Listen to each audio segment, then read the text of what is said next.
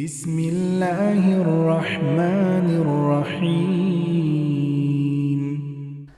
Assalamualaikum warahmatullahi wabarakatuh. Alhamdulillah nahmaduhu wa nasta'inuhu wa nastaghfiruh wa na'udzu billahi min syururi anfusina wa min sayyiati a'malina may yahdihillahu fala mudhillalah wa may yudlil fala hadiyalah.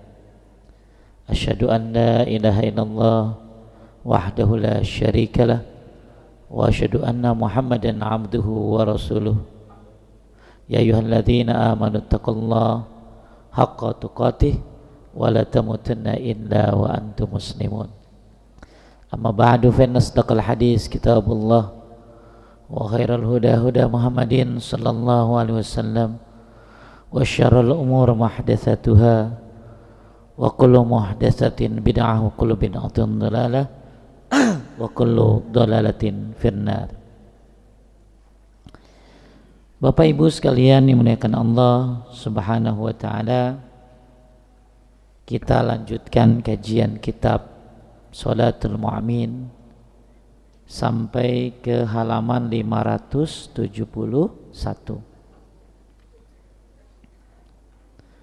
Poin 12.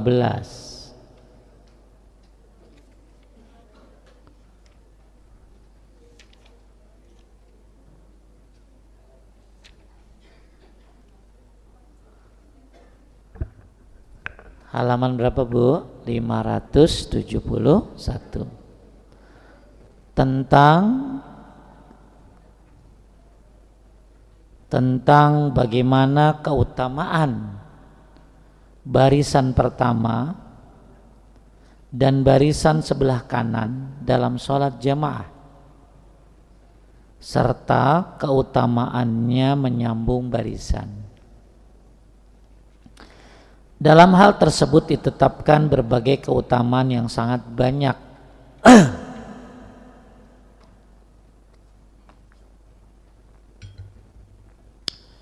Di antaranya satu,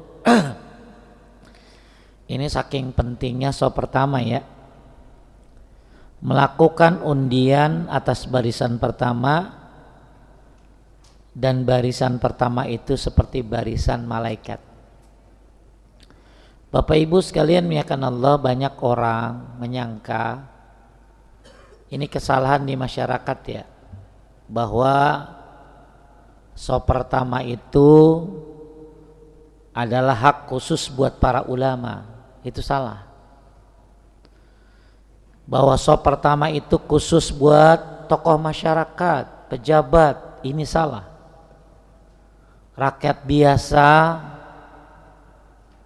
tidak boleh di shop pertama, ini salah. Shop pertama tuh buat yang punya duit, buat donatur, buat CEO. Ini ya'taqiduna al-katsiru anna shafal awal haqqun khassa bil ulama wal a'immah wal wujaha wa annahu la yanbaghi lil awam ayakifu fihi. Enggak benar. Kalau shop pertama itu khusus buat para ustadz, para ulama, para kiai, para sepuh. Ya, sehingga ada orang anak kecil masuk shop pertama disuruh pindah ke belakang. Enggak boleh. Yang enggak boleh itu anak kecil di belakang imam. Di belakang imam. Kecuali itu anak kecil memang hafiz Quran, yang bisa membenarkan imam. Ini kadang-kadang aki-aki nguasain shop pertama. Ya. Padahal bahkan saya pernah dengar ada orang, itulah ya kadang-kadang ya orang ngomong, jadi ada aliran siapa aja boleh ngomong depan orang. Siapa habis sholat dia baca hadis terus dia terangin, padahal nggak punya kapasitas untuk itu. Dia bilang katanya di negeri fulan itu shop pertama buat para ulama-ulama hafiz Quran. Enggak. Yang belakang imam itu yang hafiz Quran yang memang pengganti imam. yang memang dia ditunjuk untuk mengganti imam. Ya. Kalau yang hafiz Qur'annya di depan semua enggak begitu. Ya, jadi kalau perempuan kan sop pertama itu kapan? Di mana? Ini kalau begini, sop pertamanya ini. Kalau begini nih, ya. Kalau kan jarang kayak begini mah biasanya kalau taklim biasanya di belakang. Maka pakai hijab apa enggak? Kalau pakai hijab maka tetap di depan. Kalau nggak pakai hijab kelihatan laki perempuan maka di belakang yang paling bagus. Bisa dipahami Bu? Ya. Jadi kalau sop perempuan pertama itu misalnya pakai hijab tertutup di belakang, itu tetap dia di depan yang pertama mah. Tapi kalau nggak pakai hijab maka di belakang yang paling terakhir yang paling bagus. Ya, karena berarti nggak kelihatan. Jadi balik lagi kita mau bahas ini. Kadang-kadang ada orang begini Pak. Dia sebenarnya dia dapat sop pertama buat bapak-bapak, tapi dia suruh orang gitu loh ngehormatin. Ini salah. Sok baik gitu loh. Kenapa? Pak, Allah dan malaikatnya bersolawat kepada orang yang di sop terdepan. Innallaha wa malaikatu yusholluna ala shofil muqaddam. Apakah Bapak ridho, rela pahala berlimpah diserahkan ke orang lain? Terus Bapak merasa udah banyak gitu? Ya, jadi banyak masalah ini, masalah yang banyak orang salah. Ya, saya berharap mudah-mudahan kita tuh semangat untuk ngambil sop pertama, khususnya buat laki-laki. Kita coba kupas, Masya Allah, indahnya luar biasa sop pertama itu. Jadi ini anggapan di masyarakat yang salah. Banyak orang menyangka yang berhak di sop pertama adalah ulama, tokoh masyarakat, ya rakyat biasa di belakang. Enggak benar. Ada lagi bahwa sop pertama hanya untuk para pemuda dan laki-laki yang kuat. Sementara ini kebalikannya, para lansia, orang tua di belakang. Laki-laki belakang, laki-laki. Yang muda-muda di depan, ini juga salah. Ya. Ada lagi yang berpendapat bahwa dia harus, nah ini lebih parah lagi nih Pak, bayar koneksi untuk di sop depan. Ya, jadi kayak imam yang nentuin gitu lah. Bapak depan Pak, Bapak depan Pak. Belakang. Saya pernah ya, anak saya di depan sop pertama. Tuh kata bapak-bapak, anak kecil di belakang. Terus saya bilang, itu anak saya Pak. Oh, kecuali anak Ustadz.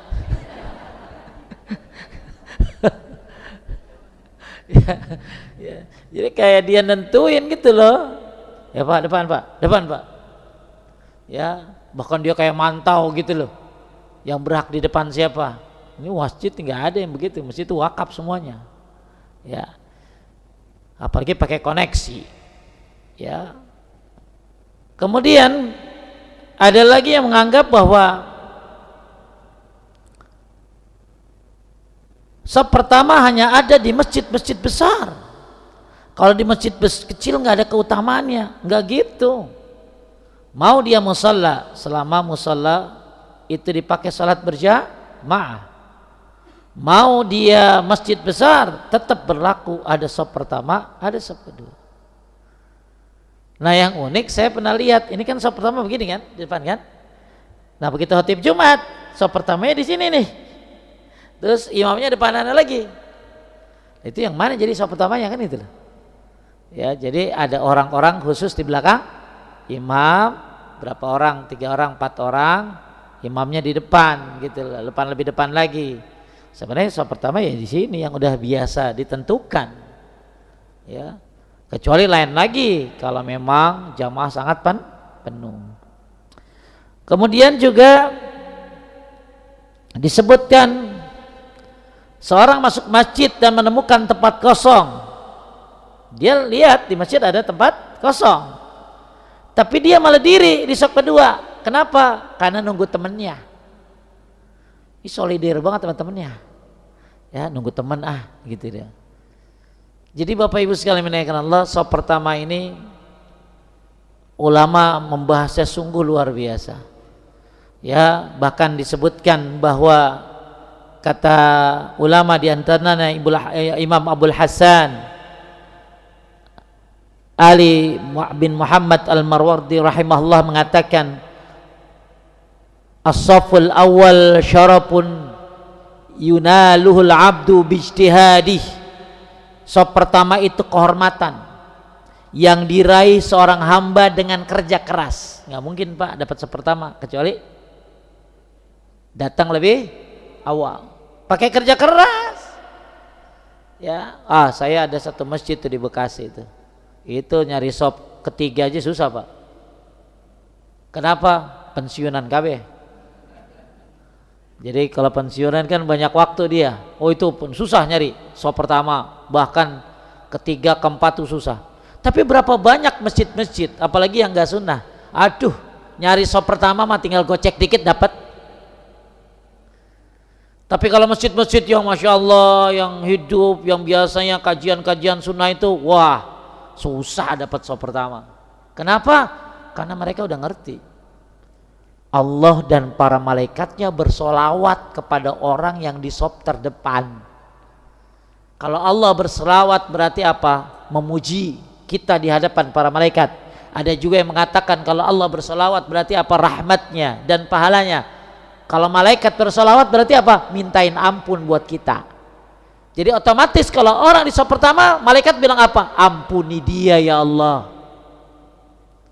Makanya saking pentingnya saf pertama, di halaman 571 melakukan undian atas barisan pertama, dan barisan pertama itu seperti barisan para malaikat. Dari Abu Hurairah radhiyallahu anhu bahwa Rasulullah SAW bersabda, "Lau ya'lamun nasu ma fin nida wa safil awal, thumma lam yajidu illa yastahimu alaihi lastahamu." Seandainya manusia mengetahui pahala yang terkandung pada azan, kan azan sudah pernah saya kasih tahu keutamaannya, diampuni dosanya sejauh suaranya. Orang yang azan, yang datang ke masjid karena dengar azan, itu pahalanya semua buat muazin tanpa mengurangi pahala masing-masing. Orang yang azan lehernya panjang nanti di akhirat alias tidak tenggelam dengan keringat. Ya, nanti kan keringat bercucuran sehingga ada orang yang tenggelam, orang lehernya panjang enggak. Ada yang bilang tinggi kedudukannya berarti mulia. Maka orang kalau ngerti keutamaan azan, Masya Allah, ya dia akan ngapain tadi? Ya, dia akan berlomba-lomba untuk mau azan. Maka bapak-bapak yang memang suaranya bagus, kenceng, ya daftar jadi muazin. Kenapa? Luar biasa pahalanya besar. Saya waktu lagi ngajar begini tentang azan, ada bapak-bapak nangis di pojok. Kenapa? Selama ini dia azan tapi nggak tahu keutamaannya. Begitu isya semangat banget dia Pak. Begitu qomat diambil orang. Dia mau qomat atau Allahu Akbar, suka yang duluin begitu tuh. Langsung dia liatin orangnya. Ya, berapa minggu kemudian saya datang ke masjid itu lagi. Yang azan udah beda. Bukan bapak itu lagi, anak kecil. Ternyata itu cucunya. Jadi apa sih nepotisme? Ya, ya nepotisme. Ya, lu dididik cucunya. Masya Allah. Ya, orang azan itu pahalanya besar. Bahkan kenapa setan lari kalau dengar azan? Karena dia nggak mau jadi saksi. Karena nanti orang yang dengar azan akan jadi saksi. Bahkan bukan hanya yang jadi saksi itu manusia, jin, bahkan makhluk Allah akan jadi saksi. Makanya karena Anda nggak bisa azan, dengerin azan. Kan ibu-ibu kagak boleh. Loh kalau ibu-ibu dibolehin mah habis Pak, mesti dikuasain. Lihat yang ngaji aja begini ibu-ibu. Ibu-ibu kan orang yang barbar gitu loh. Ya, naik motornya salah, kagak merasa salah gitu loh. Belok kanan sennya kiri dia mah. Ya, makanya kalau ibu-ibu yang turun tangan selesai. Ya. Kajian sunnah susah masuk masjid, ibu-ibu yang turun, bisa biasanya. Ya. Jadi ibu-ibu yang nggak bisa azan karena nggak boleh, ya dengerin azan, pahalanya gede. Ya jangan sampai ya. Azan itu kalau kita dengar sampai selesai, maka dia dapat surga. Berarti sehari 5 kali. Terus kalau dia baca doanya, la ilaha illallah wahdahu la syarikalah wa asyhadu anna Muhammadan abduhu wa rasuluh. Allah raditu billahi robba wa bi Muhammadin rasula wa bil islami dina. Agak dibalik tuh, bukan raditu billahi robba bil islami dina, tapi itu mah zikir pagi sore. Kalau ini enggak, raditu billahi robba wa bi Muhammadin rasula wa bil islami dina, diampuni dosanya. Terus dia baca Allahumma rabb hazihi da'wati tamma was salatil qa'imah ati Muhammad al wasilah wal fadilah wa ba'athu maqaman mahmudan alladzi wa'adta, maka halat lahu syafaati, maka dia berhak mendapatkan syafaatku. Kemudian baru baca sholawat, berarti Allah bersolawat sama dia 10 kali. Kalau kita baca sholawat habis azan, baru baca doa. Maka yang gak bisa azan punya kesempatan untuk dengerin azan dan menjawab azan. Inilah salah satu nikmatnya tinggal di Indonesia. Kita mah sampai bingung mau jawab yang mana, karena saking banyaknya. Tapi di luar negeri, di negeri-negeri tertentu susah dengar azan. Hatta saya juga kaget ya. Ya, waktu saya di Jeddah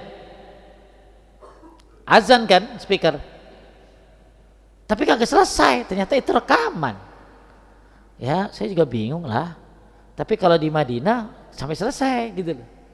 Ya, jadi kayaknya rekaman. Jadi balik lagi, nikmat di Indonesia banyak banget. Salah satunya bisa mendengar azan. Terus apalagi seandainya manusia mengetahui pahala yang tergantung pada azan dan barisan pertama, kemudian mereka tidak mendapatkannya kecuali melalui apa? Undian, niscaya mereka akan berundi. Dalam riwayat Muslim disebutkan, lau ta'lamuna aw ya'lamuna ma fi safil muqaddam lakanatil qur'ah. Seandainya kalian mengetahui atau mereka mengetahui apa yang terdapat pada barisan terdepan, niscaya akan diadakan undian. Telah ditegaskan bahwa barisan pertama seperti barisan para malaikat. Bayangin Pak, barisan pertama tuh kayak barisan malaikat. Ya, dan ingat, ini berhak buat siapa saja. Makanya kita harus semangat nyari barisan pertama, karena itu barisan para malaikat. Kenapa? Kata Imam Al-Mawardi, sop pertama adalah kehormatan, syaraf. Ya, terus apalagi? Kehormatan yang diraih seorang hamba. Kenapa? Karena dia kerja keras, nggak gampang dapat sop pertama. Begitu saya nerangin sop pertama, ada bapak-bapak ngomong, tempat saya aja Pak Ustadz sop pertama gampang, karena klaster dia. Kan klaster suka ada masjid tuh, musola ya. Terus klasternya ya dipakai Jumatan juga, ya paling cuman berapa ya, setengahnya ini dah ya. Itu yang sholat biasanya cuma satu sop, karena kan klaster itu kadang-kadang ada masjid jaminya, terus ada setiap klaster masjid juga. Otomatis orang milih mana Pak? Masjid klaster lebih dekat kan. Makanya dia bilang, tempat saya Pak Ustadz kalau mau sop pertama ya paling 5 orang itu Pak. Karena satu klaster berapa kakak, misalnya 100 ya, yang kan yang datang ke masjid mah belum banyak Pak. Cobalah ya, di sini berapa nih? 400 kakak yang datang 100-an ya, alhamdulillah ya. Ya benar 100 ya ya. 50 orang luar kali. Ya karena banyak Pak orang dari luar itu senang ke masjid-masjid tertentu. Ya, kenapa? Karena masjid-masjid yang sunnah itu biasanya AC, bersih, imamnya juga pilihan, ya. Dah pokoknya disenengin lah. Jarang ada tai cicak di masjid-masjid sunnah Bapak. Ya, karena apa ya? Suka banget kebersihan. Malah Bu, termasuk daripada yang namanya menghidupkan masjid adalah peduli kebersihannya. Maka kalau ibu-ibu nggak bisa ke masjid, kan ibu bagus di rumah. Ibu bersihin aja toilet buat perempuan. Mau kenanya diambil, dilondriin, betul? Ya. Terus yang bawa aqua, hati-hati tuh, sedotan ketinggalan. Habis kajian, bersihin. Kenapa? Yang disebut dengan memakmurkan masjid termasuk adalah peduli terhadap kebersihannya. Ada lagi ibu-ibu yang ngapain mungkin ngisi minyak wangi di masjid pakai buhur. Ada lagi yang naruh apa tuh di depan mesin apa yang udara itu banyak tuh di masjid-masjid tuh. Ya, ada lagi yang naruh kulkas, ngisi air-airnya. Banyak yang bisa dilakukan oleh ibu-ibu. Walaupun ibu-ibu tidak andil untuk sholat berjamaah, karena sholat ibu di rumah jauh lebih baik daripada di masjid. Maka ibu bisa andil dalam hal apa yang ibu bisa. Ya, Jumatan misalnya, ya kan banyak satpam kagak Jumatan. Coba ibu gantiin. Bener Bu, saya suka lihat ya satpam kagak sholat Jumat gitu loh. Alasannya jaga klaster. Coba kalau nah saya takut RW-nya nanti dihisap kan. Ditanya, itu kenapa kagak Jumatan? Banyak Bu, benar. Satpam kagak sholat Jumat. Nah, ibu bisa andil itu. Ya, malah kalau ibu jaga komplek, wah habis sudah orang. Ya, bisa maling mau takut juga ngelihat ibu udah kagak jadi itu. Ya. Taib. Terus kata Imam Mawardi, selain kehormatan, karena orang yang dapat sop pertama ini pakai kerja keras, karena dia harus datang lebih awal, dan barang siapa yang bekerja keras untuk mencapainya, nah ini yang keren Bu, faqad ijtahada fi ta'ati rabbih, berarti dia kerja keras dalam ketaatan kepada Allah Subhanahu wa taala. Yuk Pak, kerja keras untuk ketaatan kepada Allah. Gimana caranya? Datang ke masjid lebih awal, masuk sop pertama. Ya, berarti orang ini bukan hanya mulia tapi pekerja keras, dan dia bukan kerja keras buat manusia tapi dia kerja keras buat ketaatan kepada Allah Subhanahu wa taala. Bahkan Pak, orang kalau di sop pertama bisa dengan jelas dengerin suara imam, bisa ngelihat gerakan-gerakan imam. Imam duduknya kayak apa dia bisa lihat. Makanya Imam As-Siraji mengatakan sop pertama memerlukan tekad dan ketekunan. Dan barang siapa yang tidak bertekad untuk itu, maka fahuwa dhaiful himmah, dia termasuk orang yang lemah dalam masalah semangatnya. Wah, main pedal aja. Ya, sop terdepan. Maksudnya paling awal datang, padahal main jam 7, jam 6 udah datang, pemanasan. Ya, luar biasa. Kerja orang bisa berangkat jam berapa Pak? Habis subuh jalan.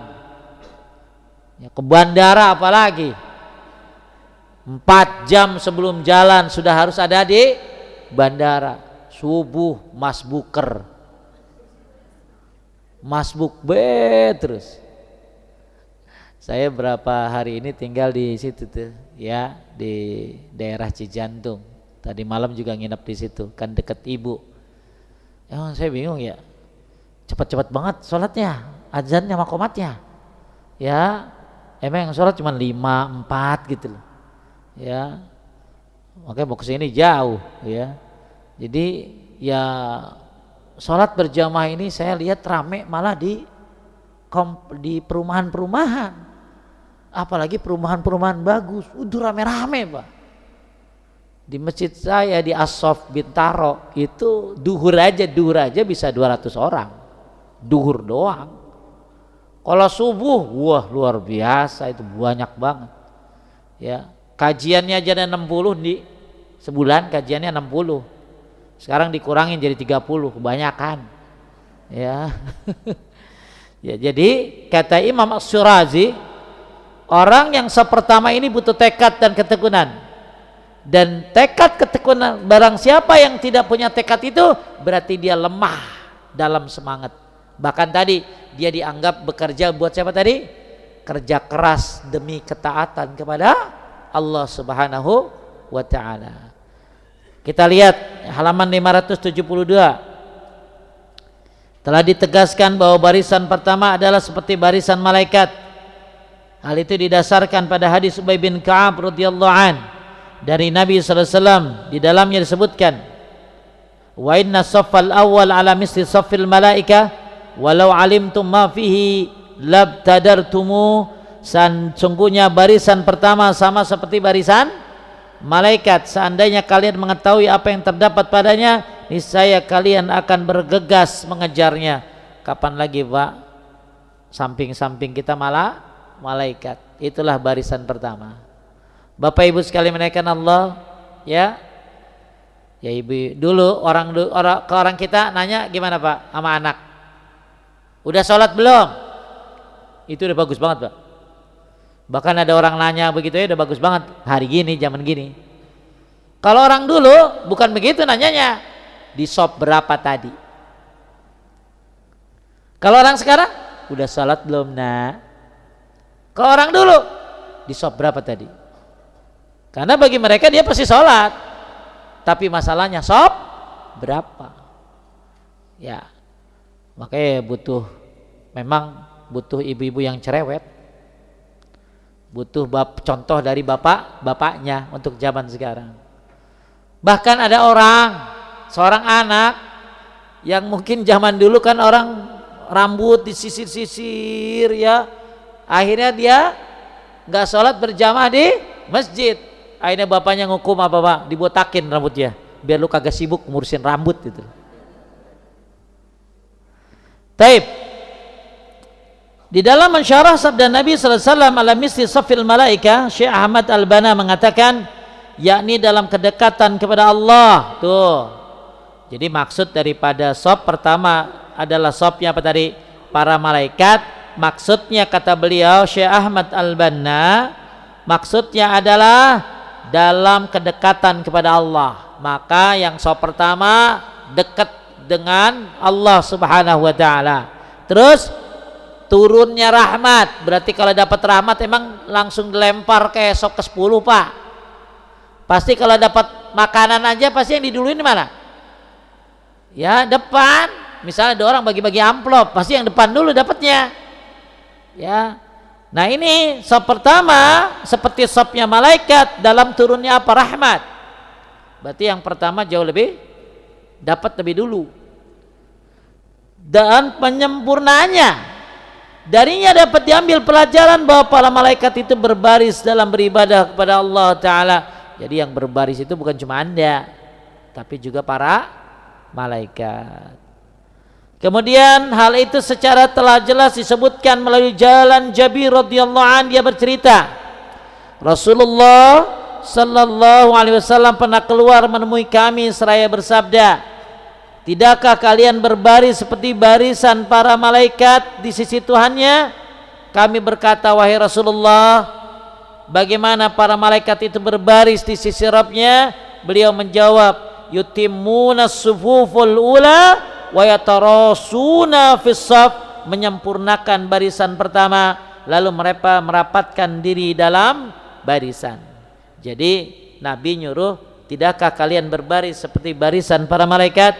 Para sahabat bertanya, gimana para malaikat berbaris di sisi Rabbnya? Maka Nabi ngasih tahu, menyempurnakan barisan pertama lalu merapatkan diri dalam barisan. Bapak Ibu sekalian yang muliakan Allah Subhanahu wa taala, kata Al-Imam Izzuddin Abdul Aziz bin Abdul Salam rahimahullah, beliau mengatakan as-saful awal yadullu ala qurbi minallahi ta'ala wal qurbi minal imam zahiran wa qurba minallahi batin. Kata beliau, saf pertama itu menunjukkan dekatnya kepada Allah Ta'ala dan kedekatan kepada imam. Jadi Bapak kalau di saf pertama dekat Allah, dekat imam.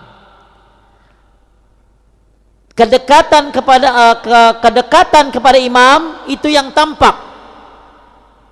Kedekatan batin itulah kedekatan kepada Allah Subhanahu wa taala. Jadi kalau kita saf pertama buat laki-laki khususnya dekat sama imam berarti kedekatan yang tampak, yang zahir. Tapi ada kedekatan yang dia enggak sadari, kedekatan dengan Allah alias kedekatan apa tadi? Batin. Ya mudah-mudahan Pak semangat ya untuk nyari saf pertama. Saya yakin sih kalau kajian kita mau zuhur pasti bapak-bapak pada ke depan nih. Ya. Tapi masalahnya ya jam 9 selesai. Nah, silakan praktekkan nanti di masjid masing-masing. Yang pasti Bapak harus jeli. Jeli apa? Gak mungkin. Kalau masjidnya sunnah, Anda harus jauh-jauh datangnya. Ya. Tapi kalau masjidnya ini ya mungkin ya Anda bisa dapat saf pertama karena mungkin bisa jadi Anda sendirian. Yang azan dia, yang imam dia, ya, yang qomat dia gitu loh. Karena masjidnya tadi mungkin karena dia mungkin ya belum pada paham penduduknya. Terus kemudian jadi ada dua kedekatan Bu ya. Maka ibu-ibu bisa yang istri suaminya ngaji enak tuh. Pak, yuk muazan saf pertama sono. Ibu makan enak tinggal nyuruh doang. Pahalanya tetap dapat. Tinggal modal stick golep sama melotot doang kan. Ya, tinggal modal ibu nyuruh doang ya. Kemudian bahkan kata Imam As-Subki, as-saful awal fadilatun azimatun la yunaluha illa man kanat lahu ghairatun 'ala din. Saf pertama itu keutamanya besar yang enggak akan dicapai kecuali orang yang punya semangat dalam agama. Maka yang ngaji itu yang semangat, yang menuntut ilmu itu yang semangat. Makanya saya juga bingung ya. Ya ada orang Pak, ya saf depan masih ada kosong. Dia sholat sunnahnya mencar jauh banget. Padahal di depan kosong. Sering nggak khotib Jumat bukan khotib apa namanya? Yang moderator ngomong bagi bapak-bapak yuk maju ke depan gitu. Ya, kenapa? Karena banyak yang bolong-bolong. Maka kalau orang masuk masjid dia lihat kosong ya maju. Tapi kenyataannya kita lihat orang banyak sholatnya acak-acakan bahkan jauh dari sutrah. Makanya kalau orang ngerti sutrah itu apa? Pembatas dalam sholat. Sutrah yang terbaik itu kan dinding depan masjid Pak. Ini sutrah terbaik. Ya, kenapa? Karena berarti depan gitu loh. Maka sutra yang kedua adalah apa? Orang yang sholat di depannya. Jadi boleh kita menjadikan orang sholat sebagai sutra. Ya. Jadi kenapa banyak yang nggak paham? Ya karena mungkin kurang ilmunya.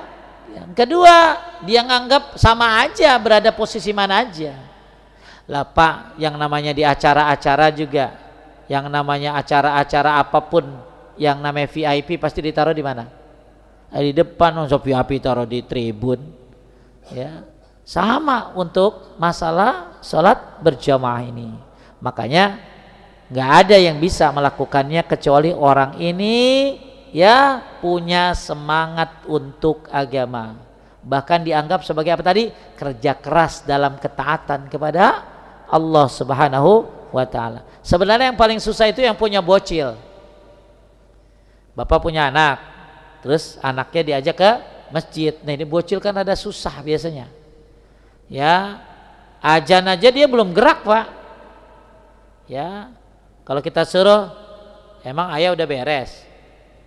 Maksudnya udah siap gitu loh. Ya, kadang-kadang wudunya juga di masjid. Ya, makanya kadang-kadang agak susah. Tapi kalau yang udah punya anak, ngajak ke masjid, terus anaknya juga ikut di shop pertama, Masya Allah, amal jariah buat orang tuanya. Kemudian ada lagi ulama yang mengatakan, ini qala Dimyati, as-saful awal barakah barakatun alal qalb. Shop pertama itu berkah bagi hati. Berarti berkah itu apa? Berkah itu apa? Ziyadatul khair wa subutuh. Berkah itu adalah apa? Bertambahnya kebaikan dan menetapnya kebaikan. Nah ini kebaikannya bukan di lahir tapi di batin, di hati. Maka kata beliau, shop pertama adalah berkah bagi hati. Faman waqafa fihi sya'ara bihalawati salah, dan di dalamnya orang yang shop pertama itu akan merasakan sya'ara bihalawati salah, dia akan merasakan manisnya sholat. Maksudnya manisnya sholat ini nikmatnya sholat. Jadi kata beliau, shop pertama ini berkah bagi hati dan bagi orang yang pengen mendapatkan apa tadi? Manisnya sholat, alias sholatnya lebih nikmat. Bahkan ada orang, saya baca Pak, ada orang pernah melihat punggung orang lain sholat dalam sholat jamaah hampir 40 tahun. Luar biasa Pak, Bapak baru sebulan aja udah tulis status. Alhamdulillah bisa sebulan di shop pertama. Ini berapa tahun? 40 tahun. Berpuluh-puluh tahun dia nggak pernah lihat punggung orang lain kecuali punggung imam. Di tempat saya itu ada orang Rusia Pak. Ya, di tempat saya ada orang Rusia, emang luar biasa dia. Semangat banget di shop pertama.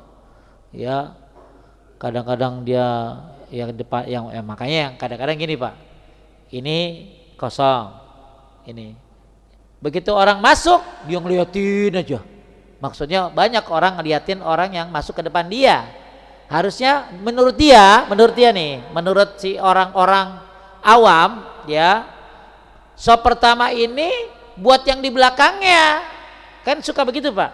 Ini ada orang, ini kosong, terus di belakangnya ada, di shop kedua ada orang.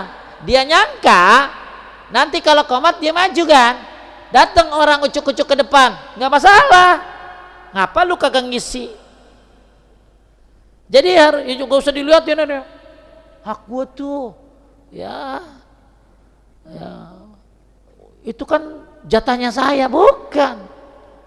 Ya emang sih, ya kadang-kadang orang kalau masuk shop pertama itu ada banyak. Tadi kan saya udah bilang ada prasangka salah di masyarakat. Oh itu punya khusus para ustadz. Oh itu khusus para sepuh.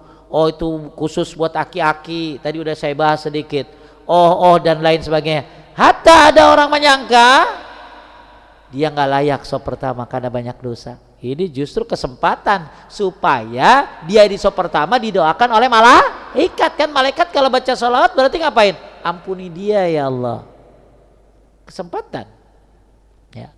Makanya yuk yang pengen merasakan manisnya sholat, ambil shop pertama. Bahkan disebutkan qala al-Kasani, as-saful awal min afdalil umur. Shop pertama adalah hal terbaik. Hal terbaik itu shop pertama. Allati yashtari bihal muslim ridwan Allah, yang dengannya seorang muslim membeli keriduan Allah. Jadi shop pertama itu hal yang terbaik yang dengannya seorang muslim membeli keriduan Allah. Kita pengen banget dapat ridho Allah, maka belilah ridho Allah itu dengan semangat datang di shop pertama.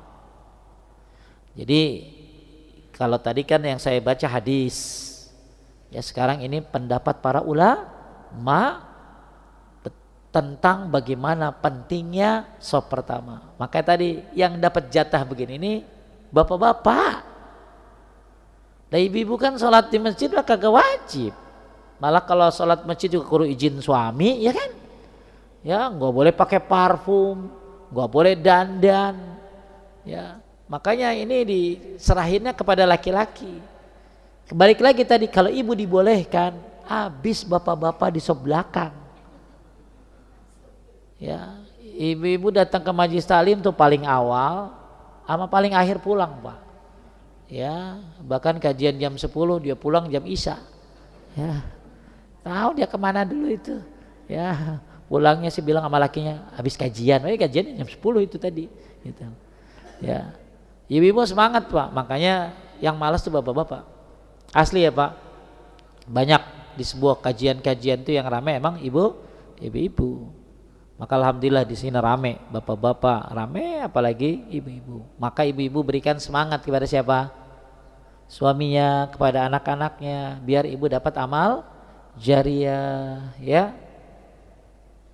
Nah, ibu atau itu tadi videonya ibu crop, yang saya ngomong kenceng gitu, ya. Begitu lakinya, wah kasih video saya, nih, ya, nih keutamaannya, kasih linknya. Karena kalau saya pribadi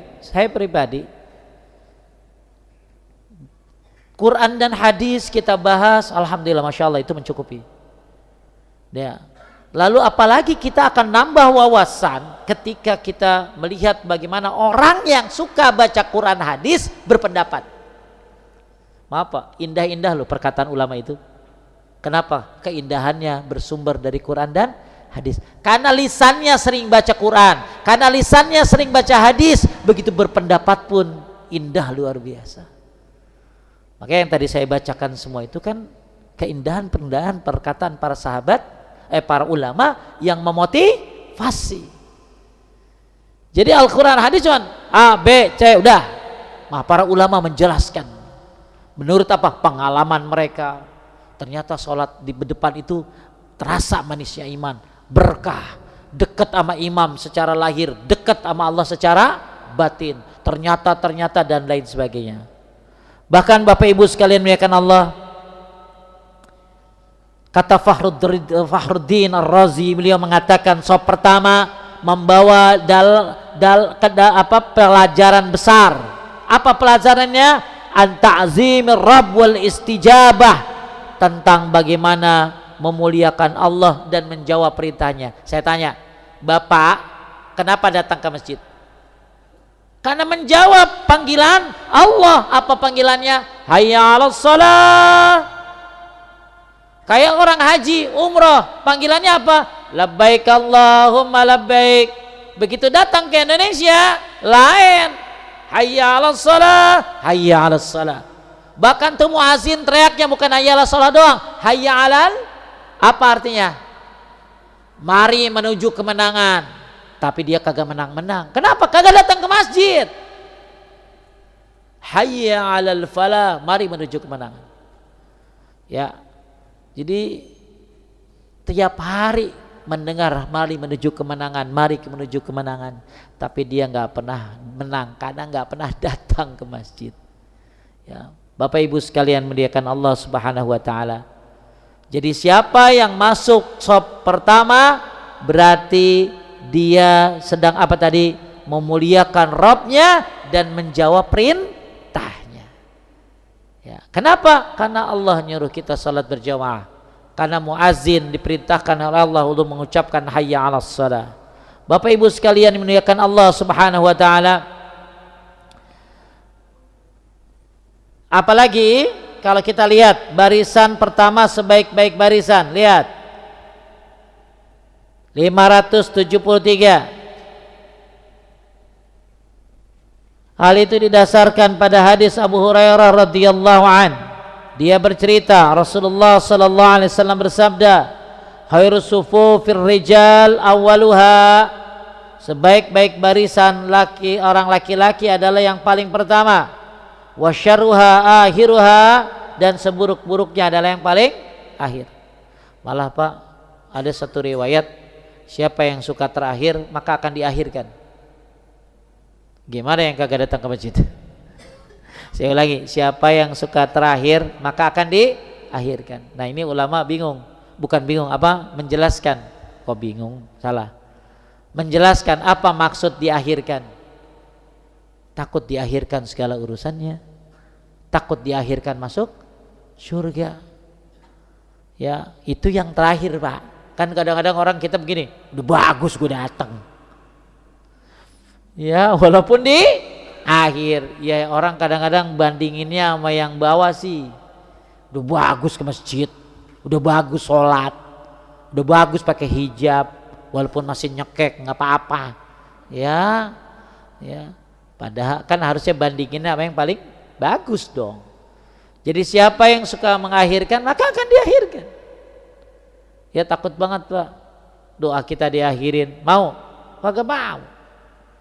Urusan kita diakhirin, nggak mau banget kita, apalagi masuk surga diakhirin.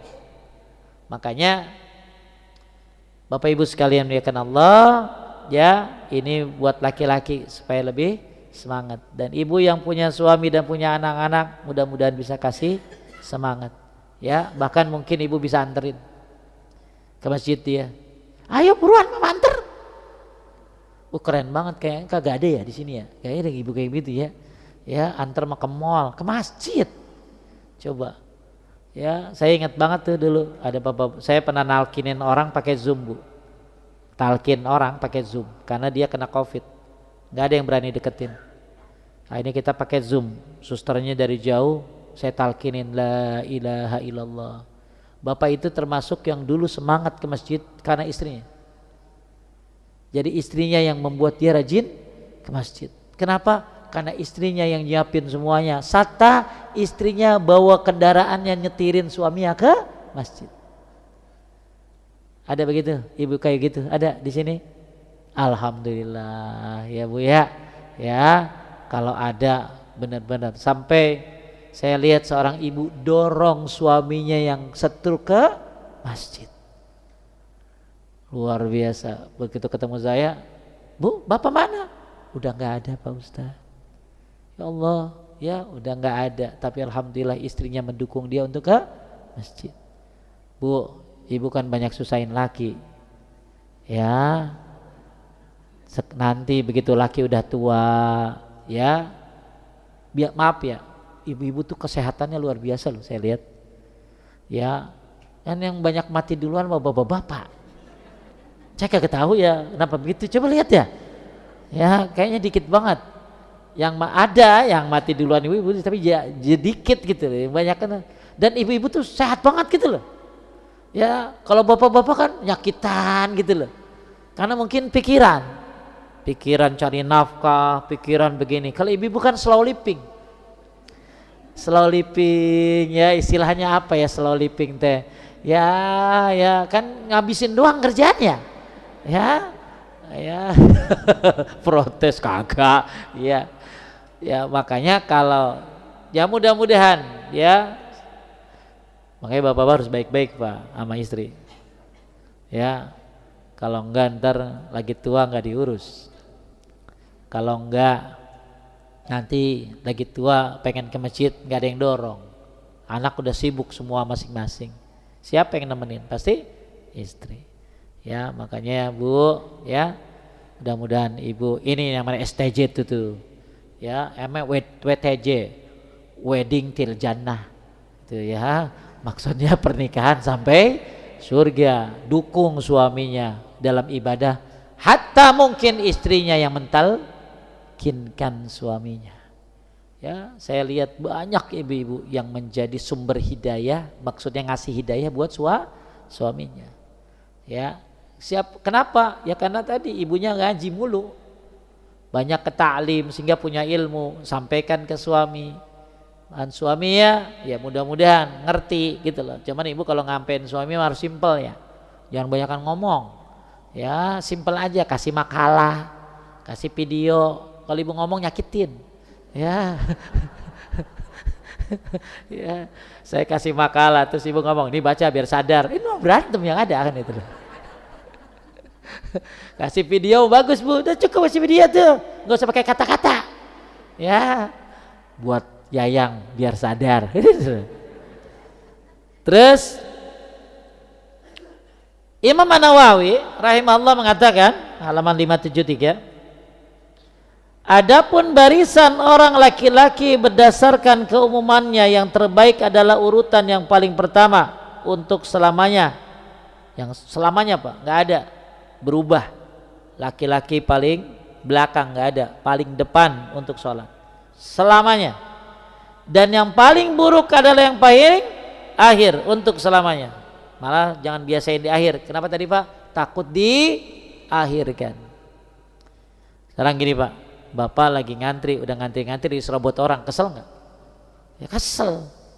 Makanya kalau ada dapat sop pertama jangan kasih orang, jangan sok baik. Ya, suka tuh lihat tuh, silakan gitu. Lain lagi kalau belakang imam gitu loh. Kalau belakang imam memang dia nggak layak kan, udah ada ininya, maka itu serahkan kepada yang sejajar dengan imam atau di bawahnya. Tapi kalau samping imam apa, oh sebelah gua aki-aki, silakan Pak, jangan maju. Kenapa? Karena Anda sedang bersaing untuk mendapatkan, bahkan tadi apa, membeli ridho Allah Subhanahu wa ta'ala. Ya. Terus yang dimaksud oleh hadis adalah barisan kaum wanita yang mengerjakan dengan kaum laki-laki. Adapun jika mereka sholat sendiri sama kaum wanita saja, tidak dengan orang laki-laki, posisi mereka sama seperti laki-laki. Yang sebaik-baik barisan adalah yang paling pertama, yang terburuk adalah yang paling akhir. Tadi ya, ada yang ulama berpendapat perempuan kalau dihijab gimana tadi Bu, di belakang tetap di pertama. Kenapa? Karena dihijab. Tapi kalau perempuan semuanya dia tetap sama kayak laki-laki di depan.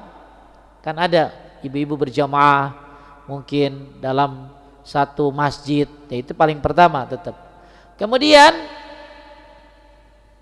selanjutnya yang dimaksud dengan seburuk-buruk barisan bagi kaum laki-laki dan perempuan adalah yang paling sedikit mendapatkan pahala dan keutamaan serta paling jauh dari yang dituntut oleh syariat. Jadi Pak, pahalanya nggak sama kayak di sop pertama. Bahkan sop pertama dapat apa tadi? Doa malaikat. Apalagi udah sop pertama sebelah kanan.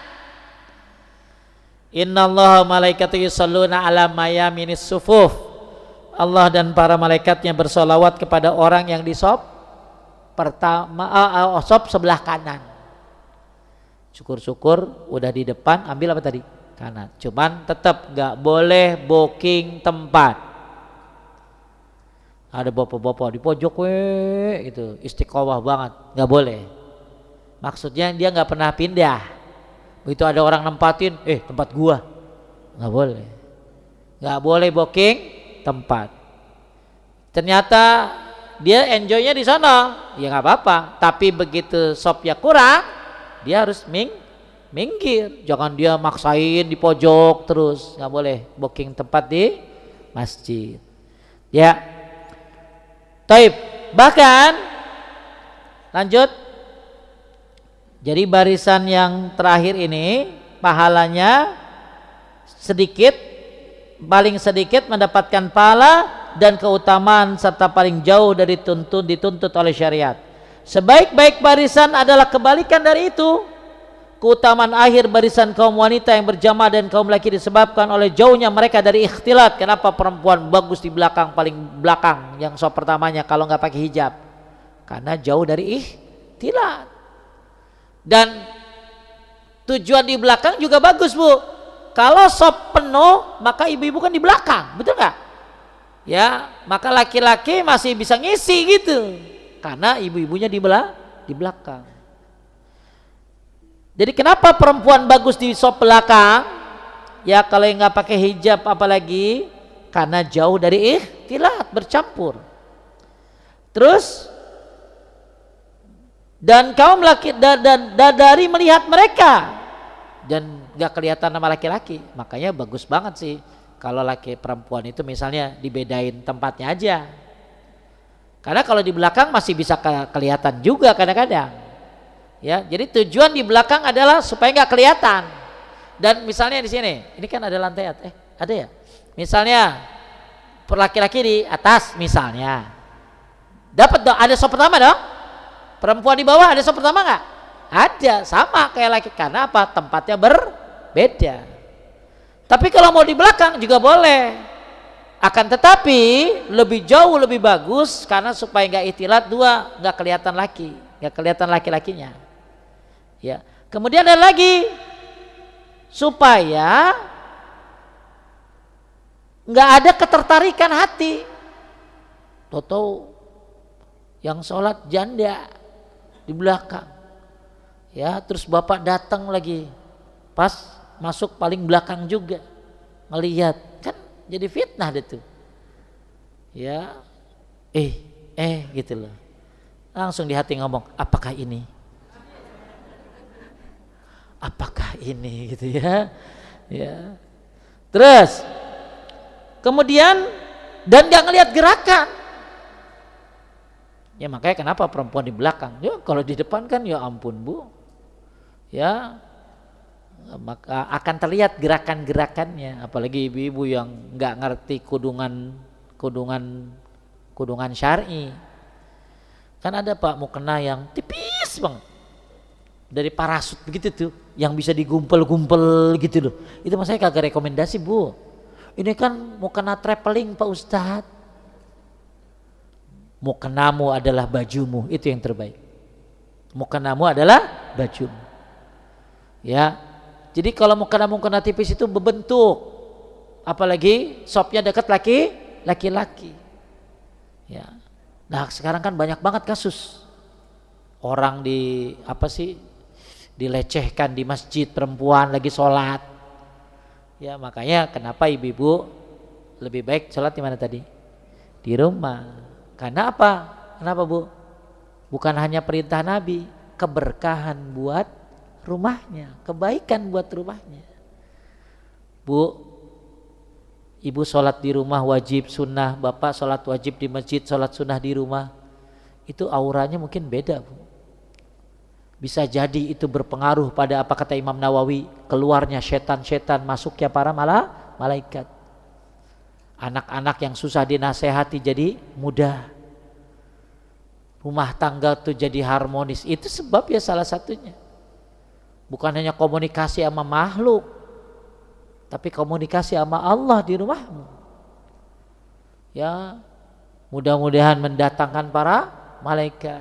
Nah sekarang yang berkah mall, karena ibu banyak sholat di mall, sehingga mau rame terus, berkah gitu loh. Karena emak-emaknya sholat di sana. Apalagi tujuan laki-laki sopnya, perempuan di belakang. Kata Imam Nawawi supaya nggak dengar ucapan mereka. Rame ibu-ibu mah Pak. Ya, maka mendingan dikasih ruangan khusus. Ya, biar kagak kagak berisik gitu loh. Ya, kagak berisik, kagak ganggu. Kadang-kadang ibu-ibu tuh ngomongnya kayak pelan padahal kenceng. Apalagi kalau udah nerima telepon. Itu saya bingung ya, orang nerima telepon yang masih kagak punya ini kali ya. Padahal suaranya kenceng dia tapi kayaknya pelan gitu. Ya. Nah, makanya kenapa di belakang supaya nggak tertarik, nggak terlihat gerakan perempuan, nggak kedengeran ucapan mereka dan lain-lain. Ya. Taib. Saya coba bahas dari 2 hadis dulu, nanti kita lanjutkan hadis tentang soft ini supaya membekas. Tapi saya akan bacakan beberapa perkataan ulama yang mudah-mudahan perkataan ulama ini menyentuh hati bapak-bapak, karena ini adalah bagian daripada kelanjutan dari Quran dan Sunnah, ya, penjelasan dari para ulama yang dimana para ulama ini rajin baca Quran hadis, maka perkataan-perkataannya indah karena banyak Quran dan hadis yang ada di ucapannya. Kata beliau, bahkan orang, kata Imam Daruqutni disebutkan as-saful awal wal aqrab ilal imam. Saf pertama itu dekat sama imam, Kalau tadi kan dekat imam, dekat Allah, dekat imam secara lahir, dekat Allah secara batin. Tapi kalau kata beliau, sop pertama ini paling dekat kepada imam, wal aqrab ilal istiqomah. Dan sop pertama ini dekat kepada istiqomah.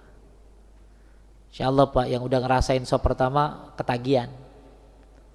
Apalagi yang udah ngaji kayak begini, pasti ya berusaha untuk sholat di sop pertama. Kemudian Al-Imam Abu Bakar Ahmad bin Ali Al-Khatib Al-Baghdadi rahimahullah mengatakan, as-saful awal ni'matum min ni'amillah, masyaallah 'alal 'abd. Yang namanya sop pertama itu nikmat dari nikmat-nikmat Allah kepada hamba. Jadi kalau ada orang bisa sop pertama, seolah-olah dia dapat nikmat dari Allah Subhanahu wa taala. Terus kata beliau, wan ni'amu tastaujibu syukur, dan yang namanya nikmat memerlukan syukur kepada Allah Subhanahu wa taala. Jadi salah satu nikmat Allah bisa sholat di sop pertama. Ini buat bapak-bapak. Maka kalau bapak-bapak bisa sop pertama, bersyukur kepada Allah Subhanahu wa taala. Tapi tadi ya balik lagi, ada di masjid itu. Bapak harus kenali masjidnya dulu. Karena ada masjid yang memang Bapak suka di situ, tapi yang peminatnya banyak. Peminatnya banyak sehingga untuk masuk sop pertama pakai kerja keras. Lebih datang dulu sebelum azan. Nah, ini kita harus lihat keadaannya tuh. Tapi ada masjid-masjid yang memang nggak butuh kerja keras karena mungkin sepi peminatnya. Tapi kalau Pak Ustadz emang beda ya kalau jamaahnya 2, 3, 4, 5 sama yang 10, 20 bahkan 100. Memang lebih baik sholat itu banyak jamaahnya. Makin banyak jamaahnya makin utama. Kemudian tapi tadi perjuangannya pun lebih besar. Syekh Al-Abbad mengatakan sop pertama bukan hanya tentang lokasi. Sop pertama itu bukan hanya lokasinya di depan, tapi apa? Kata beliau, bal anil himmatil aliyah, tapi sop pertama itu berbicara tentang semangat yang tinggi, wa ta'zimis sunnah, dan memuliakan sunnah. Jadi sop pertama itu bukan hanya lokasinya di depan, tapi sop pertama berbicara tentang semangat yang tinggi dan memuliakan sunnah Nabi Sallallahu Alaihi Wasallam. Ya Allah ya, semoga dimudahkan ya Pak, ya dimudahkan untuk semangat menuju sop pertama. Kenapa? Ya Bapak nggak usah lihat tuh tangga saya nggak sholat Pak Ustadz, nggak usah. Pasti dia juga ke masjid nanti Pak. Cuman dia justru lebih bagus dia karena ditaruh di depan imam. Ya, alias kan orang semua bakalan ke masjid kan? Cuman ada yang di belakang imam, ada yang di depan imam. Ya, tapi ya Bapak jangan ngituin orang yang males ya. Ya nanti juga lu di depan imam gitu, jangan ya. Kita doain aja. Iya, ya. Makanya sholat berjamaah ini syiar Pak. Nggak boleh mendek-mendek.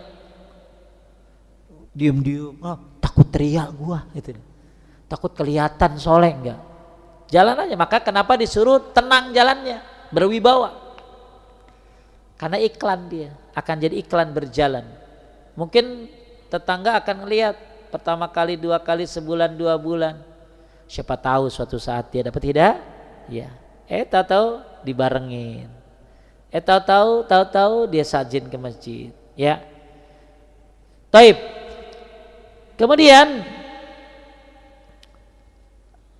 Syekh Madkhali mengatakan, barang siapa mengabaikan sop pertama, nah ini yang ngeri nih Pak, ya, faqad ahmala amran Nabi sallallahu alaihi wasallam as-sarih.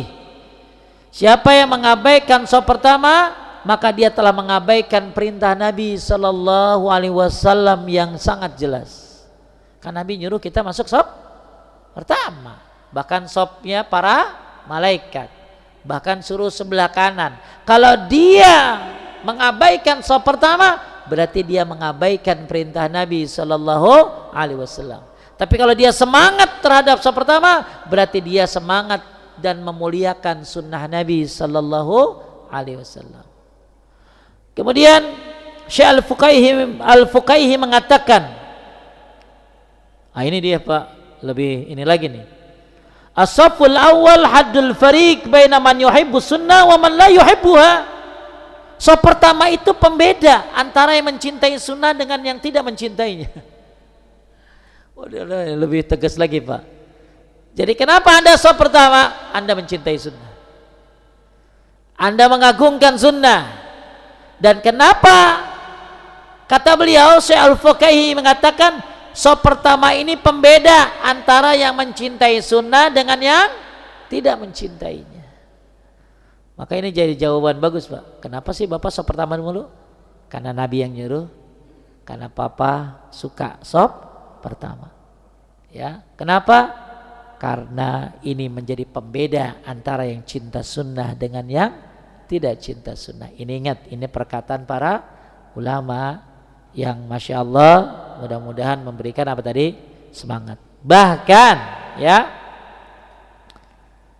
as-safful awwal ihtibaru li sidqil iman. Bahwa saf pertama ini adalah ujian kejujuran iman, Pak.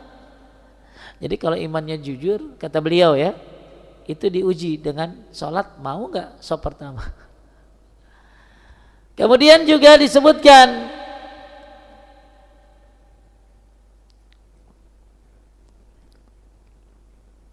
tarkus safil awal mal qudrah alaihi yugtabaru naqsan fil himmah wa dha'fan fid din.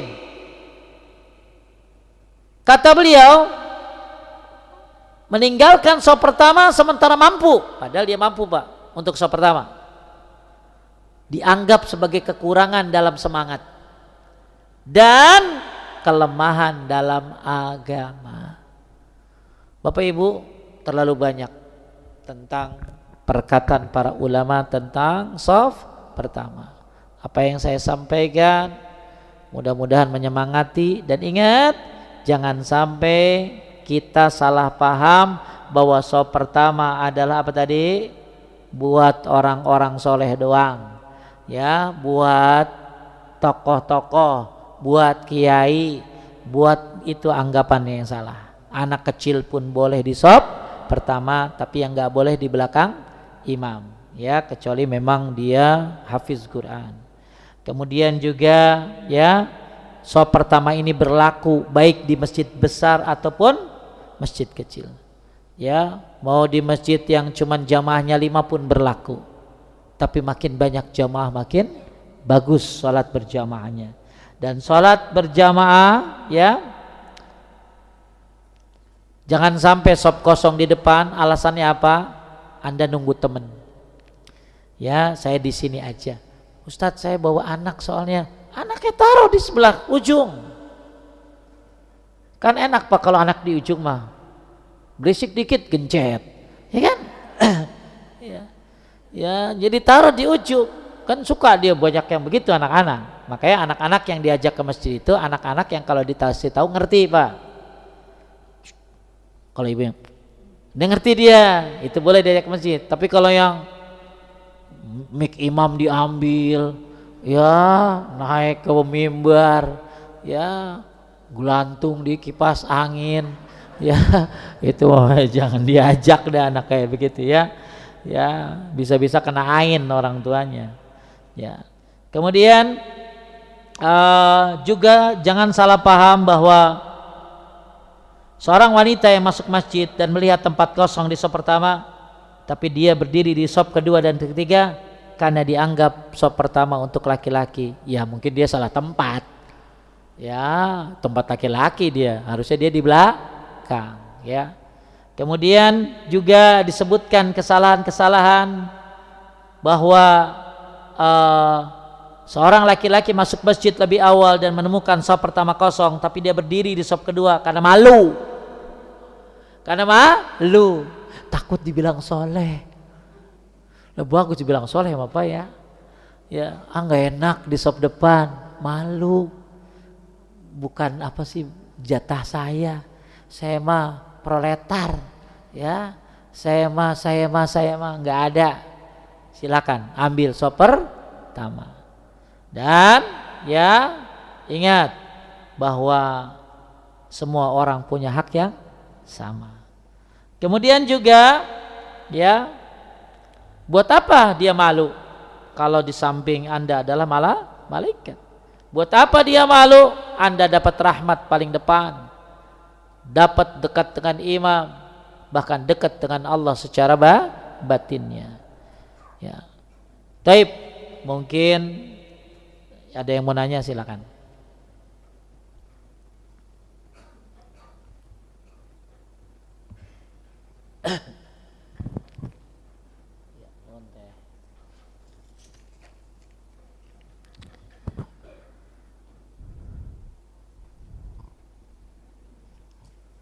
Kalau perempuan bagusnya kajian duduknya di mana? Di sebelah belakang atau depan saat kajian Ustadz? Kajian khusus ahwat. Kalau buat ini kan tadi buat sholat. Ya, yang paling bagus sih sebenarnya kagak kelihatan. Ya, Ustadznya juga kagak kelihatan. Ya, cuman ibu-ibu kan kagak bisa.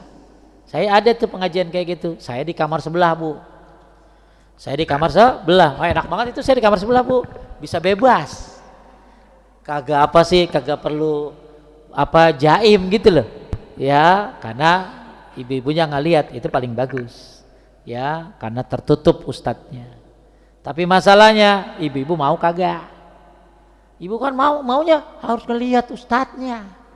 Ya, malah ada lagi kebiasaan habis kajian maunya foto sama ustadznya. Aduh Bu, ya saya sering nolak sampai saya suka bawa, kalau ada pengajian awam saya suka bawa ini asisten anak-anak yang suka ngikutin saya. Kenapa? Itu tuh nanganin kayak begitu tuh. Ya, sampai saya di samping saya, deket-deketan, sampai ada ibu bilang itu anak buah saya dimarahin. Gua mau samping ustadz gitu loh.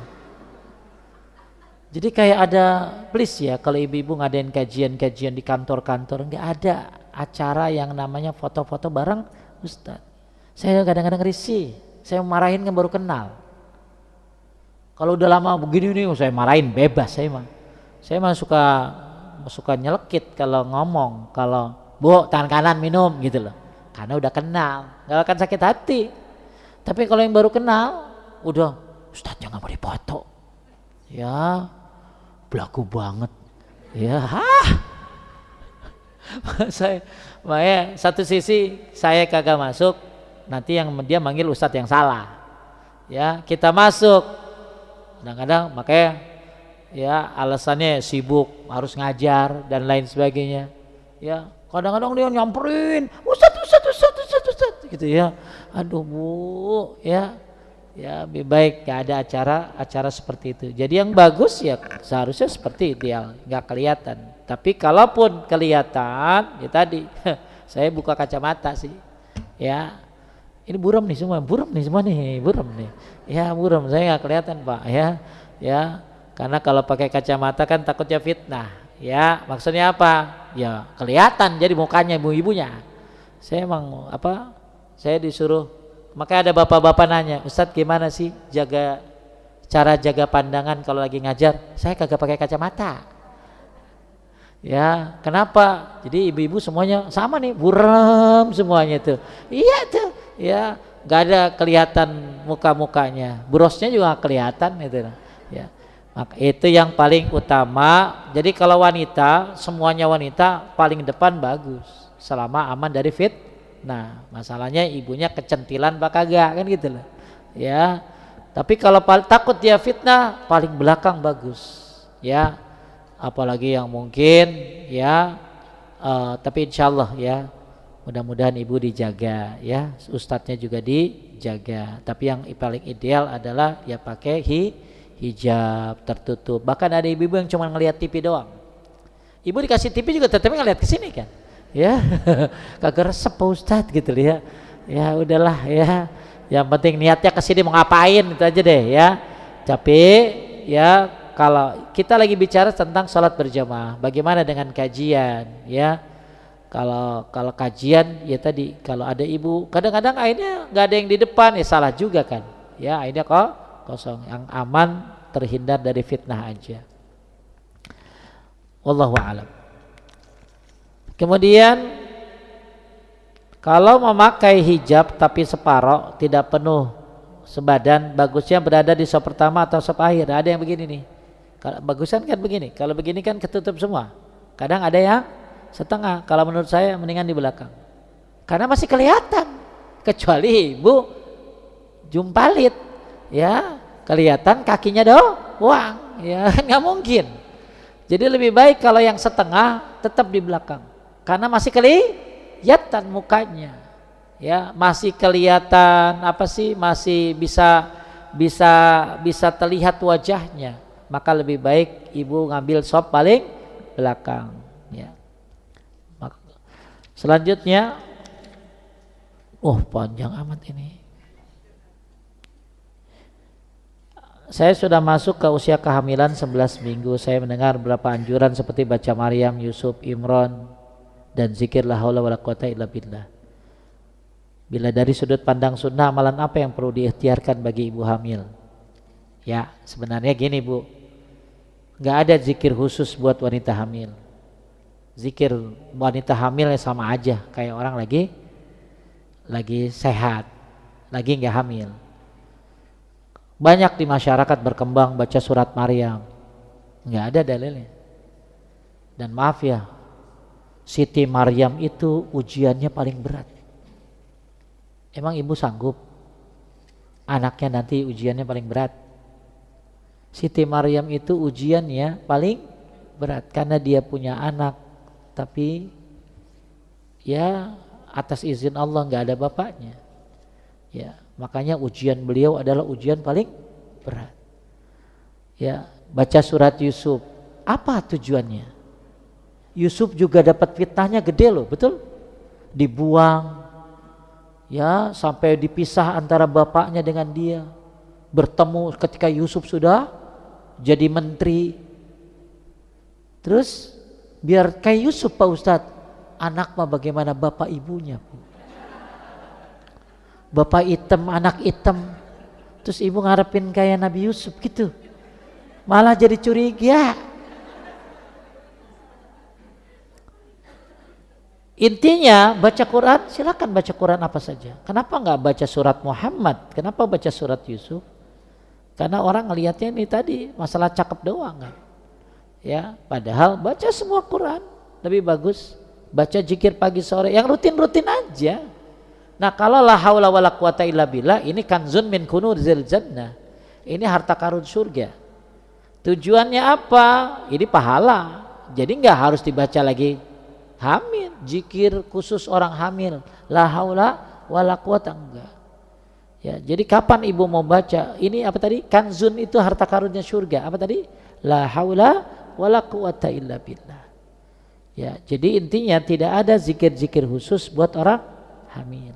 Orang hamil ya sama, bahkan justru harus lebih banyak beribadah kepada Allah ya supaya nanti punya anak yang soleh. Tapi nggak ada surat tertentu, ayat tertentu, nggak ada bacaan-bacaan tertentu. Yang pasti suaminya harus siapin biaya sesar, gitu loh ya. Saya itu nggak ingat anak saya lahir tanggal berapa, nggak ingat. Yang saya ingat biaya sesarnya. Itu aja ya. Iya, yang ada adalah ritual setelah anak lahiran. 4 bulanan aja nggak ada ya, yang ada setelah anak lahiran. Apa tuh? Rambutnya diambil, dibotakin, ditimbang dengan timbangan perak, lalu disedekahkan, dikasih nama ya. Dan nama itu hak bapak. Ibu jangan ituin ini ya. Hak bapak yang namain. Ibu mengasih saran sambil melotot. Ya, ngasih saran nih Pak namanya ini. Haknya hak bapak.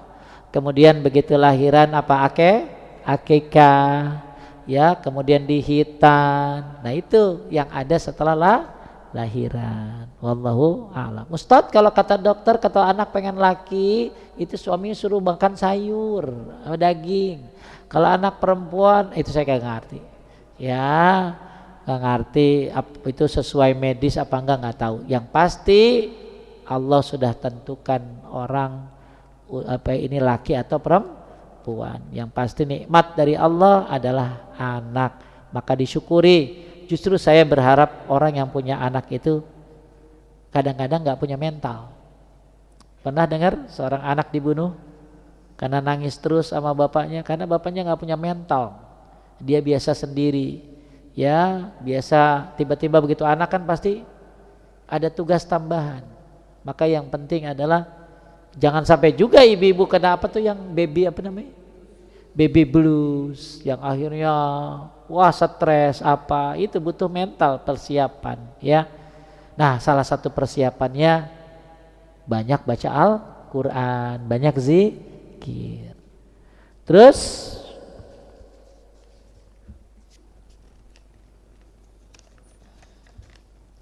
apakah bangun dari ruku ketika imam tangannya tidak bersedekap lurus, makmum bolehkah bersedekap si imam? Gak apa-apa. Terus kalau imam bacanya beda iftitahnya, ibu harus sama imam, sedangkan imam sholat duhur. Ibu harus sama imam. Terus tanya dulu sama imam, imam nanti sholat duhur iftitahnya apa? Biar sama. Sama di sini turun naik. Turun naik. Jadi jangan akhirnya semua harus sama imam. Iftitah aja beda-beda kok. Ya, apalagi sholat yang gak kedengeran. Jadi yang dimaksud dengan turun naik ngikutin imam, dan maksud ngikutin imam adalah perkara turun naik. Ada orang sujud terakhir lama banget, imam udah mau salam dia baru bangun, ini salah. Ini menyelisihi imam. Jadi Anda nggak boleh terlambat dari imam, nggak boleh terlalu cepat dari imam, bareng aja nggak boleh. Jadi bergeraklah setelah imam bergerak. Ya khusus kecuali khususnya imam sujud baru turun.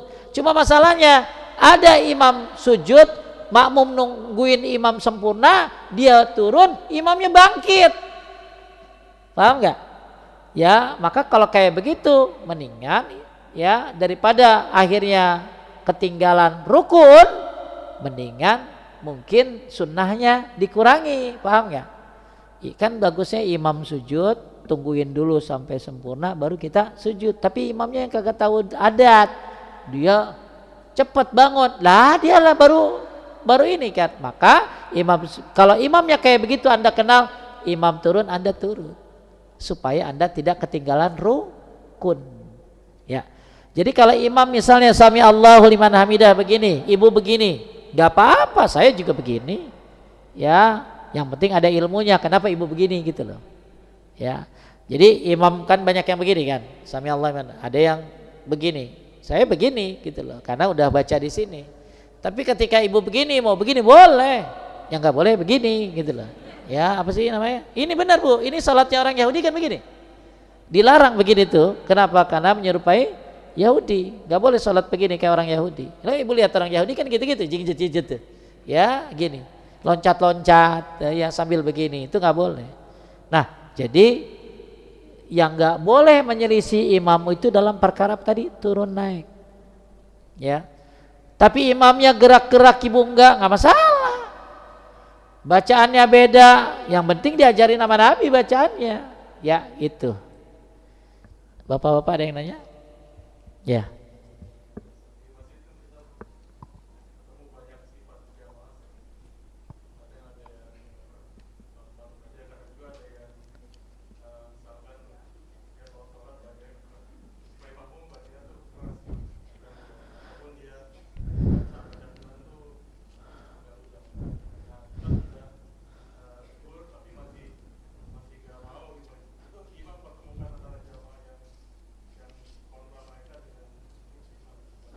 Gini, biasanya orang yang keras begitu orang yang was-was, khususnya keras dalam sholat.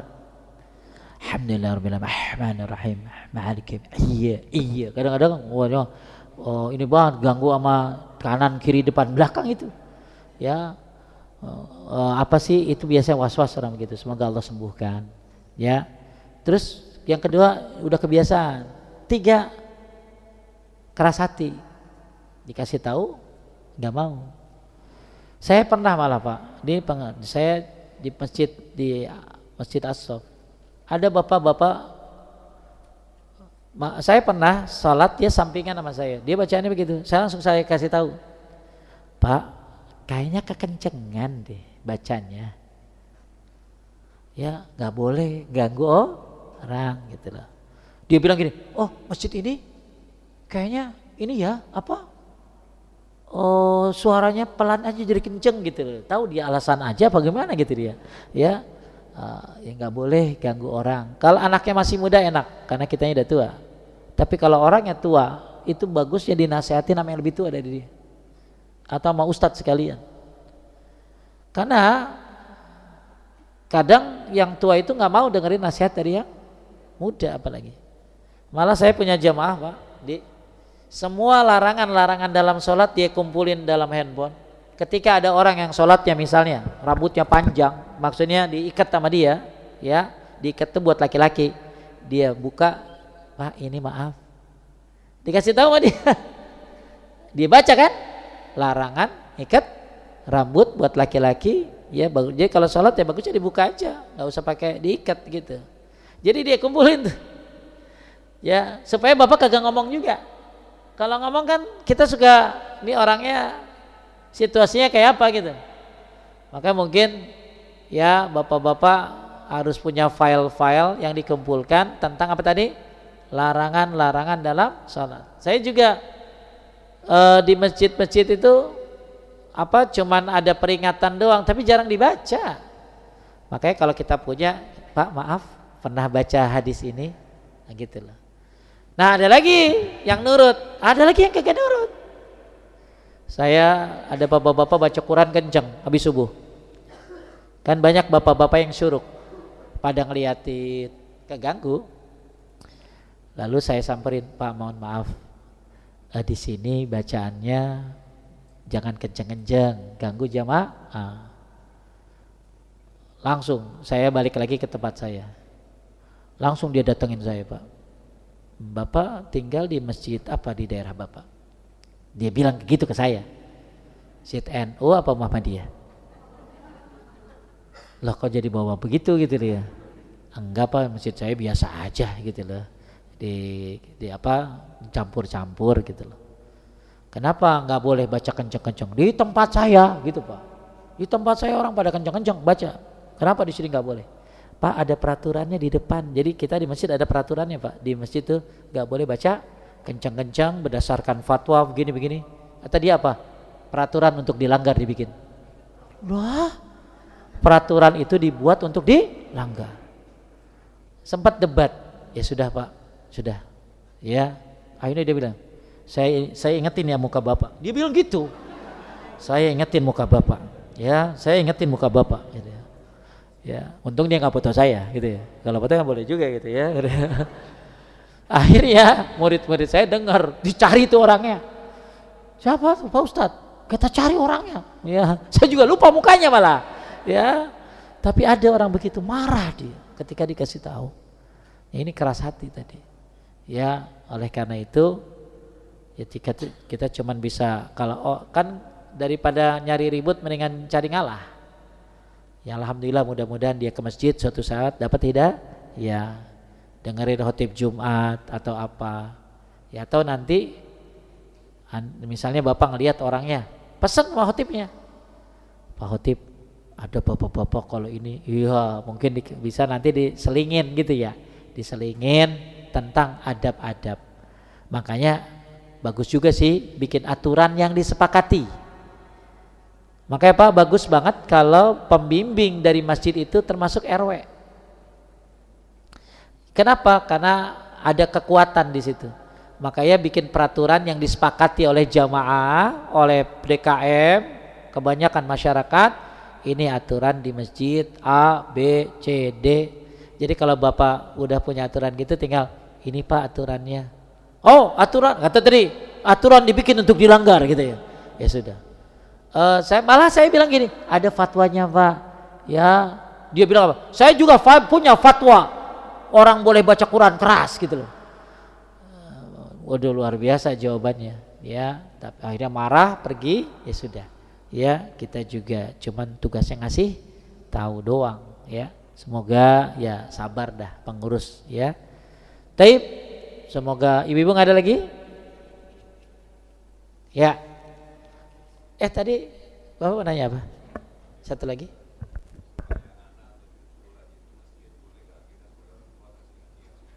Boleh, nggak apa-apa untuk agama. Ya, untuk agama boleh. Hadiah-hadiah itu hanya boleh untuk agama. Ya. Bahkan saya punya anak mau puasa apa Arafah waktu itu. Yo, yang puasa Arafah dia dapat apa? Yaudah, kamu apa? Uang. Berapa? 100 ya? Nggak mau, maunya 500. Masya Allah. Ya banyak amat gitu ya. Maunya 500. Ya udah, ya. Begitu udah puasa mau dikasih hadiah bilang apa? Gak usah ya. Aku ikhlas. Iya ya, keren. Gak apa-apa Pak untuk hadiah ya. Hadiah mobil listrik ya. Bagus banget itu ya. Itu anak CEO lain gitu ya. Ya, kasihnya hadiah gak apa-apa ya. Tujuannya, yang penting tujuannya agama. Ustadz jadi nggak ikhlas dong. Nah, bocil, insya Allah tadi mungkin kayak anak saya, lama-lama dia mungkin berubah ya, bahkan berkurang nilainya. Udah 100 aja deh ya, 100 aja deh gitu ya. Bahkan akhirnya nggak mau.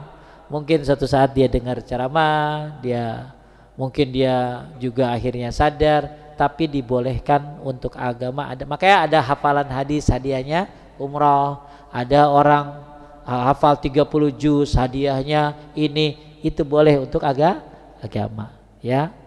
Taib, semoga. Assalamualaikum Ustadz. Dah ya. Satu. Ya. Terakhir. Tadi kita dapat pelajaran bahwa buat laki-laki saf pertama sebelah kanan. Tadi Ustadz menerangkan juga pilih masjid yang jamaahnya ramai. Apakah ada perbedaan yang didapat oleh si jamaah di masjid yang tidak ramai dengan masjid yang ramai? Yang ramai itu lebih banyak, lebih utama. Jadi berjamaah dengan 2 orang lebih baik dari sendirian. Berjamaah dengan 3 orang lebih baik dari berdua. Berjamaah dengan sekian orang lebih baik, jadi lebih banyak lebih bagus. Itu dalilnya sih seperti itu. Makanya kalau bisa cari masjid yang banyak jamaahnya, alhamdulillah. Masalahnya itu masjid siapa? Maksudnya kalau masjidnya ada di daerah orang, kita lebih baik menghidupkan masjid yang ada di daerah sendiri. Ya, kecuali itu masjid melanggar syariat. Misalnya ada kuburannya, ibu boleh enggak? Jadi selama masjidnya itu koridornya benar, tidak ada yang melanggar syariat. Tapi sedikit Pak Ustadz, tapi ada di daerah saya depan rumah lagi, ibu lebih layak di situ. Kenapa Pak Ustadz? Karena menghidupkan masjid dekat rumahnya. 2, nggak nyinggung imam. Bayangin ibu sholat di masjid jauh, imam ngelihat, ibu kenapa sholat masjid di tempat jauh? Itu imamnya kesinggung Bu. Ya, imamnya akhirnya sakit hati. Ya, makanya menjaga perasaan selama tidak melanggar syariat. Taib, semoga bermanfaat. Subhanaka Allahumma wa bihamdika